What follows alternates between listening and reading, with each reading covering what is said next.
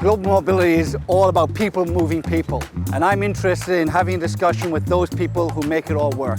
So why don't you join us in this conversation? This is a 4-part video, and I'm sure you'll enjoy it.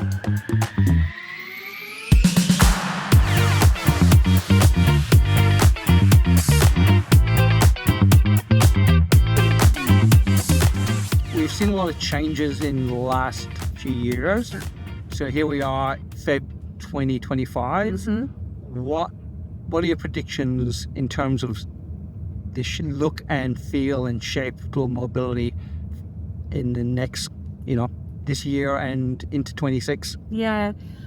Look, I think probably on the overall industry side, I think we're going to see, just because of economic conditions, I think we're going to see a bit of an industry consolidation around the support partners that we might have across, and that's just pure speculation. It's not backed by anything, but it's the feeling that I get from working with people in the industry.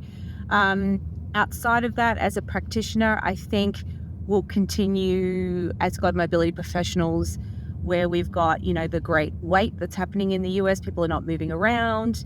And then in other parts of the world, we've got gap shortages in skill sets. Certainly in Australia, we've got talent shortages. We've got immigration reforms happening to try and backfill some of those shortages. But I think what all of that will happen from a mobility execution point of view is that continued progression towards working more closely with talent acquisition, which we've been on a journey for, the whole time I've been in the industry for that. But I think it's probably more relevant than it ever has been to have that close relationship with TA and start to really invest in, I wouldn't say technologies, but ways in which we use each other's data to cross-match that to get more expedited foreign hires on the ground quicker. Yeah. So in terms of that cross-pollination of data within the organization? Yes. Yes. Oh, but even hiring externally as well. Yep. So I often get questions around, can we look at keeping a database of, where, even if we have business travelers, where we can, keep record of where they've got visas and where they haven't, so that we can deploy them quicker. I mean, there's lots of considerations around doing things like that. So data privacy, where you're going to store that data, that those often more business visas sometimes are tied to the individual's personal passport. So again, there's a privacy aspect of that. Cybersecurity is obviously a very big consideration now, and a lot of organizations, top 3, top 5.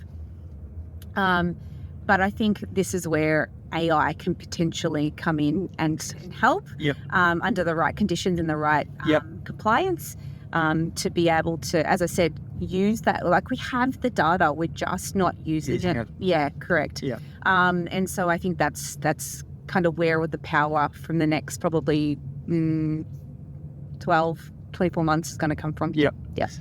It'd be interesting, I think, with Donald Trump, some of his decisions and the impact that he has, how that will cascade down and impact global mobility. Mm-hmm. Yeah, absolutely. I mean, we saw lots in the media recently around the Trump bump from an economic point of view.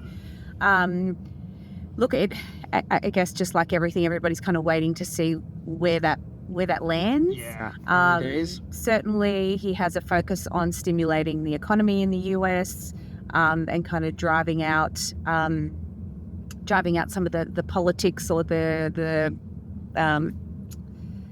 lag, I guess, it's happening with economies bouncing back post the COVID. It's not a recession, but it's getting close to it, I guess. Yeah. So I think he's trying to really expedite that and get the economy, both in the US and globally, started up again. Yeah. And I think, look, certainly with the